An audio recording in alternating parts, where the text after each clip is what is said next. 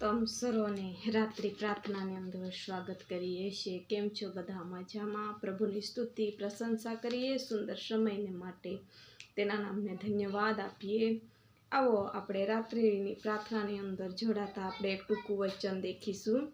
આજનો વિષય હું લઈને આવી છું કે સંકટને સમય સહાયની પ્રાર્થના।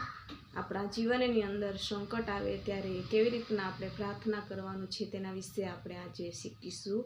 અને એમાં આપણે જોઈશું કે ગીતશાસ્ત્રોનું પુસ્તક તેના 6ઠો અધ્યાય અને તેની 1લી કલમથી આપણે જોશું। હે યહોવા, તમારા કોપમાં મને ન ધમકાવો અને તમારા રોષમાં મને શિક્ષા ન કરો। હે યહોવા, મારા ઉપર દયા રાખો, કેમ કે હું સુકાઈ ગયો છું। હે યહોવા, મને સાજો કરો, કેમ કે મારા હાડકામાં પીડા થાય છે। મારો જીવ પણ બહુ મૂંઝાયો છે, પણ હે યહોવા, તે ક્યાં સુધી? હે યહોવા, પાછા આવો, મારા જીવનને બચાવો, તમારી કૃપાને લીધે મારું તારણ કરો। કેમ કે મરણ અવસ્થામાં તમારું સ્મરણ થતું નથી। શાઉલમાં તમારી આભાર સ્તુતિ કોણ કરશે? હું નિશાસા નાખીને થાકી ગયો છું। દર રાતે હું મારા પલંગને પલાળું છું। હું આંસુથી મારા બિછાનાને ભીંજવું છું। રુદનથી મારી આંખોનો ક્ષય થતો જાય છે। મારા સર્વ શત્રુઓને લીધે તે જીર્ણ થતી જાય છે। હે દુષ્ટકર્મીઓ, તમે બધા મારાથી દૂર જાઓ, કેમ કે યહોવાએ મારા વિલાપનો સાદ સાંભળ્યો છે।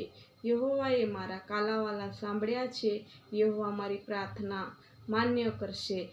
મારા સર્વ શત્રુ લજવાશે તથા બહુ પીડા પામશે।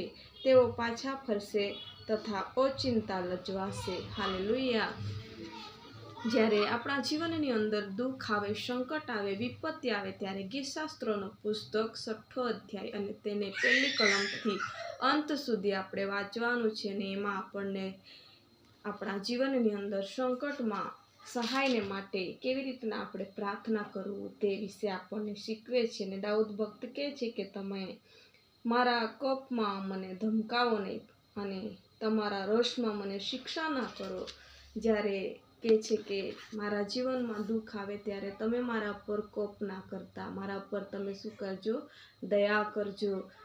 અને એમ પણ કહે છે આગળના વચનમાં કે મરણ અવસ્થામાં તમારું સ્મરણ થતું નથી। જ્યારે આપણે બીમાર હોઈએ છીએ, આપણા જીવનમાં દુઃખ હોય, સંકટ હોય ત્યારે પ્રભુને પ્રાર્થના કરવાનું છે, કારણ કે મરણ અવસ્થામાં, દુઃખમાં, સંકટમાં તેની આરાધના આપણે કરી શકતા નથી અને શાઉલમાં પણ તેની આભાર સ્તુતિ કરી શકતા નથી। પણ ક્યારે કરીએ? જ્યારે આપણે સાજા રહીશું ત્યારે, સંકટમાંથી પરમેશ્વર છોડાવશે ત્યારે અને આપણા જીવનમાં પ્રભુ અદ્ભુત રીતે કાર્ય કરશે ત્યારે આપણે તેની આભાર સ્તુતિ કરીશું અને તેની સાક્ષી પ્રગટ કરશું।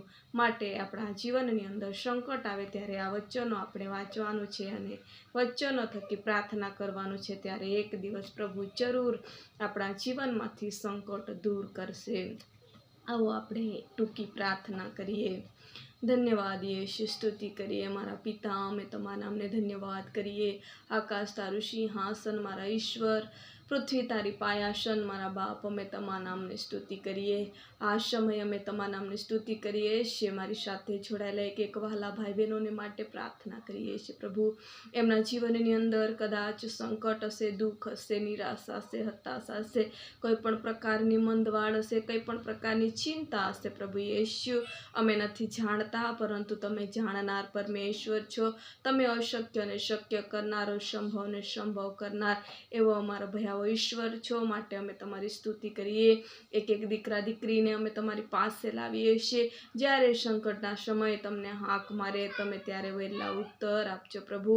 અને ત્યારે પ્રભુ એમના જીવનમાંથી હરેક મૂંઝવણો દૂર કરજો અને અંતની અંદર પ્રભુજી એ વિજયવાન બાળકો બને એવું તમે થવા દેજો પ્રભુજી।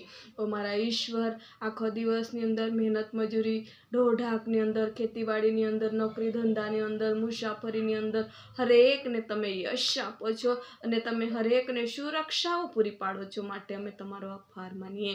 અને પરત પ્રભુ સાંજના સમય, રાત્રિનો સમય એક દીકરા દીકરીને પોતાના કુટુંબ સાથે એકત્ર કરો છો અને પ્રભુ તારી આભાર માનવા માટે તમે સમયને તક આપો છો, માટે તમારી પુષ્કળ આભાર માનીએ છીએ. આ સમય અમે તમારા નામને ધન્યવાદ જ કરીએ છીએ પ્રભુજી, તમારા નામને સ્તુતિ કરીએ છીએ પ્રભુજી. મારા જીવિત અનુગ્રહકારી પ્રભુ, અમે તમારા નામને ધન્યવાદ કરતા આ રાત્રિની પ્રાર્થના એક વ્યક્તિને અમે તમારા હાથની અંદર સોંપીએ.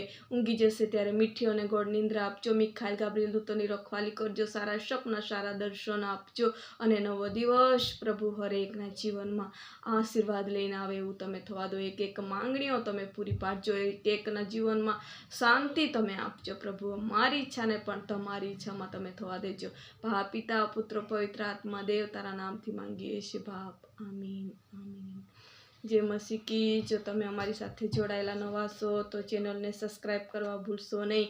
કંઈ પણ પ્રાર્થનાની વિનંતી હશે એ પણ કમેન્ટ બોક્સમાં લખશો. સર્વ તમારા માટે પ્રાર્થના કરીએ છીએ.